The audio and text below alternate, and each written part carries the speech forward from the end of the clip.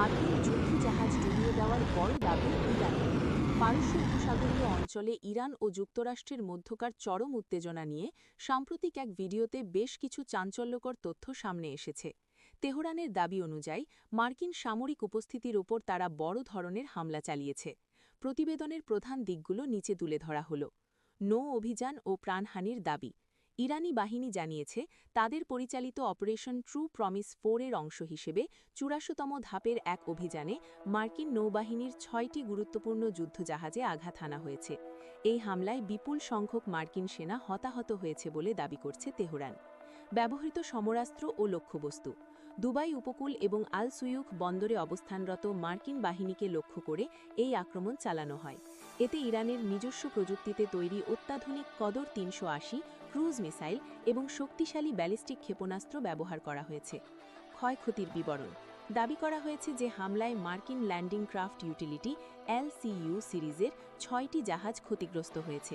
এর মধ্যে ৩টি জাহাজ সমুদ্রে নিমজ্জিত হয়েছে এবং বাকি ৩টিতে ভয়াবহ অগ্নিকাণ্ড ঘটেছে।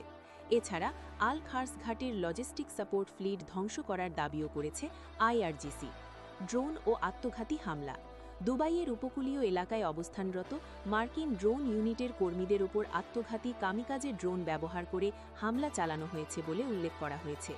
সামরিক ঘাঁটি নিয়ে জেনারেলের বক্তব্য। ইরানের সশস্ত্র বাহিনীর মুখপাত্র ব্রিগেডিয়ার জেনারেল আবুল ফাজাল শেখার্চি এক সাক্ষাৎকারে দাবি করেছেন, পশ্চিম এশিয়ায় যুক্তরাষ্ট্রের তৈরি করা ১৭টি সামরিক ঘাঁটির সবগুলোই ইরানি সেনাদের অভিযানে বিধ্বস্ত হয়েছে। ইরানের পরিবর্তিত সমরনীতি।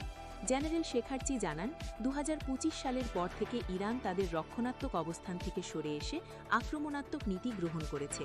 তাদের বর্তমান কৌশল হল আক্রান্ত হলে প্রতিপক্ষকে সম্পূর্ণ নির্মূল না করা পর্যন্ত পাল্টা আঘাত অব্যাহত রাখা।